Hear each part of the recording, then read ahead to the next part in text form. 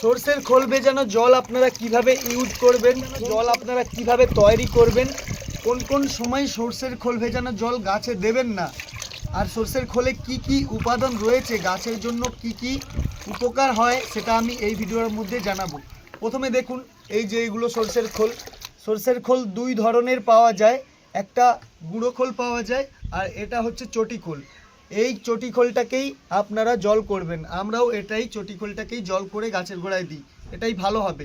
কি কি উপাদান রয়েছে সেই সব কিছুই আজকে এই ভিডিওর মধ্যে জানাবো আপনাদেরকে। এটা এখন আমি জলের মধ্যে ভিজিয়ে নিচ্ছি। এখানে 100 গ্রাম খোল আছে, আর এখানে হাফ লিটার জল আছে। হাফ লিটারের থেকে একটু বেশি হবে, 1 লিটারের কাছাকাছি। তো এর মধ্যে আমি এখন এই সরষের খোলটা দিয়ে দেব। এটা দিয়ে আমি 5 দিন পর্যন্ত রাখবো, 5-6 দিন 4 দিন পর্যন্ত রাখবো। এটাকে আমি দিয়ে দিলাম এর মধ্যে। এটাকে এখন আমি খোলামেলাভাবেই রেখে দেব, একটু আওতা জায়গায়, মানে যেখানে একটু রোদ কম লাগে সেখানে রেখে দেবো, একবারে রোদে রাখবো না, ঠিক আছে? রোদে রাখলেও প্রবলেম নেই, আর হালকা করে কিছু একটা ঢাকা দিয়ে দেবো যাতে ভেতরের মধ্যে অক্সিজেনটা যায়, ঠিক আছে? প্রায় 4 থেকে 5 দিন পর আপনারা সরষের খোলটা ভেজানোর পরে আপনারা এই সরষের খোলটার মধ্যে জল মেশাবেন। আপনারা 100 গ্রাম যদি সরষের খোল ভেজান তাতে কিন্তু 10 লিটার জল মেশাবেন। আমি এখন এই মুহূর্তে 10 লিটারের মতো জল মিশিয়ে দিলাম এটাতে। জল দেওয়ার পরে গাছে দেওয়ার কিন্তু নিয়ম রয়েছে, সেটাই আপনাদেরকে জানানোর বিষয়। এই যে দেখুন, পাতলা টাইপের হয়ে গেছে। এইবার আমরা কোন কোন গাছের টবে বা গাছে দিতে পারবো সেটাই আপনাদেরকে জানাই। আমি এখানে কয়েকটা গাছ দেখাচ্ছি আপনাদেরকে, যে গাছগুলোতে টবের মাটি ভেজা থাকবে। এইভাবে দেখুন, এইভাবে ভেজা থাকবে, সেই গাছগুলোতে দেবেন না। আর বর্ষাকালে কিন্তু সরষের খোল ইউজ করবেন না একদমই, ঠিক আছে? সরষের খোল বা যে কোনো জৈব সার টবের মাটিতে ইউজ করবেন না। আপনারা শীতকালে সরষের খোলটা বেশি করে ইউজ করবেন, গরমকালে ইউজ করতে পারেন। আপনাদেরকে একটু খেয়াল রাখতে হবে, গরমকালে একটু জলটা পাতলা করবেন। দেখুন, আমি পাতলা করে নিয়েছি। যখন আপনারা ইউজ করবেন গাছের গোড়াতে, গাছের গোড়ার মাটিটা এভাবে যেমন শুকনো থাকে, দেখুন কত সুন্দর শুকনো আছে, ঝুরঝুরে মাটি একদম। এটাতে আমি এখন এভাবে দিয়ে দিচ্ছি। এক টব, এই যে প্রায় 500 গ্রামের কাছাকাছি। এতে কোনো প্রবলেম হবে না। এটার মধ্যেই নাইট্রোজেন রয়েছে, পটাশিয়াম রয়েছে, ফসফরাস রয়েছে, ম্যাগনেসিয়াম, সালফার, বিভিন্ন ধরনের উপাদান রয়েছে। আর সেই সব কী কী কাজে লাগে সেগুলোই এখন আপনাদেরকে জানানোর বিষয়। আমি এখানে গাছে দিতে দিতে একটু আলোচনা করছি।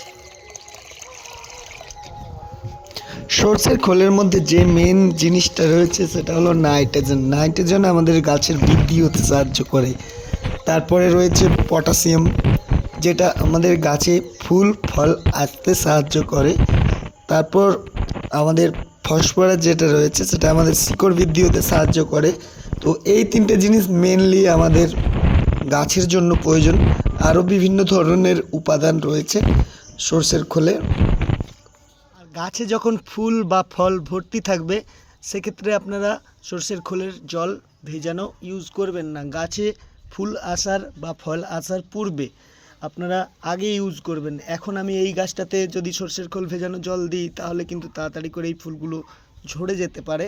তাই আপনারা ফুলটা বেশি দিন রাখতে চাইলে এই মুহূর্তে কিন্তু যে গাছগুলোতে ফুল আছে, ভরপুর ফুল আছে, সেই গাছগুলোতে আপনারা সরষের খোল ভেজানো জল ইউজ করবেন না।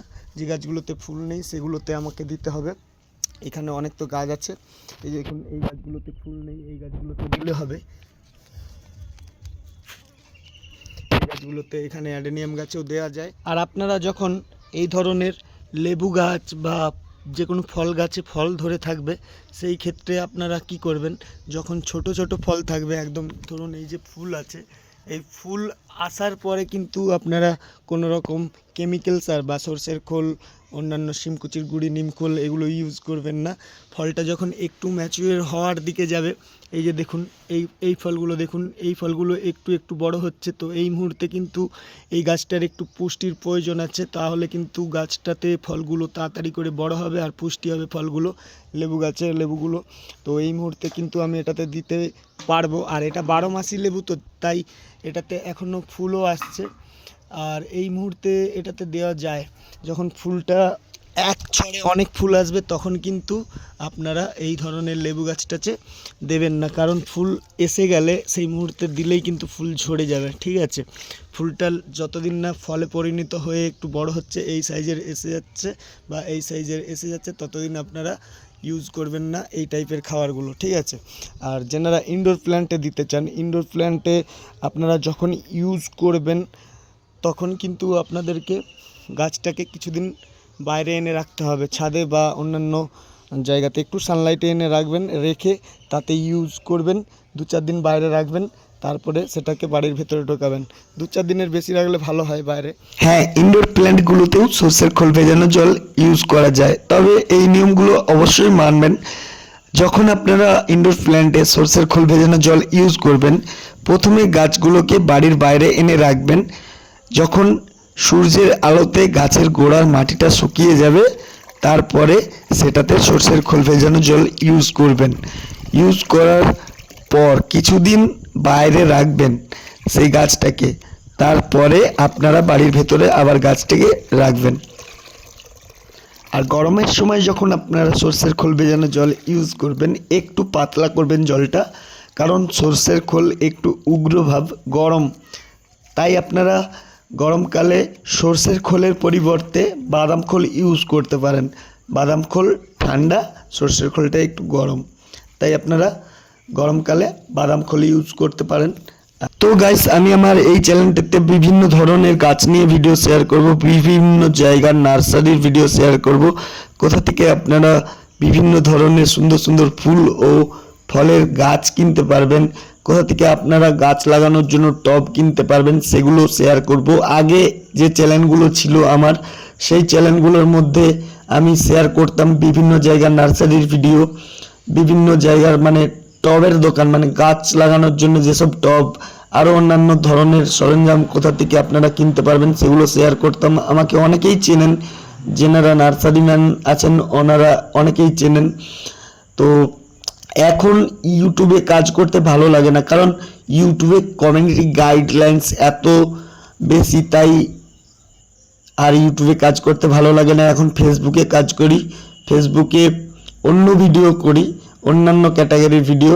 তো আমার শম্ভুজানা নামে যেই প্রোফাইলটি আছে ফেসবুকে, সেই প্রোফাইলটার মধ্যে বিভিন্ন জায়গার পুজো অনুষ্ঠান, মেলা, সাউন্ড কম্পিটিশন, বিভিন্ন ধরনের মায়ের গান, এই ধরনের ভিডিওগুলো শেয়ার করি। এখন গাছ নিয়ে ভিডিও আর ইউটিউবের মধ্যে শেয়ার করা হয়নি। এই যে বললাম, ইউটিউব এত কমিউনিটি গাইডলাইন্স রেখেছে, একটা চ্যানেলে যদি আমরা ভুল করে ফেলি, সেই ডিভাইড থেকে যদি আবার অন্যান্য চ্যানেল ওপেন করি, সেইগুলোকেও ইউটিউব নিজে থেকে রিমুভ করে দেয়। এই বিষয়টা আমাদের খুবই খারাপ লাগে। একটা যেই চ্যানেলে ভুল করেছি সেটা রিমুভ করেছে, তারপরে যেই চ্যানেলগুলো ওপেন করেছি সেইগুলোতেও দেখছি কপিরাইট স্ট্রাইক মেরে রিমুভ করে দিচ্ছে। কোনো রকম কপিরাইট গাইডলাইন্স ভুল করিনি, তাই আর ইউটিউবে ভিডিও করা হয়নি, এখন করব। এটা রয়ে গেছে, নাহলে সব ঝড়ে পড়ে গেছে। এই যে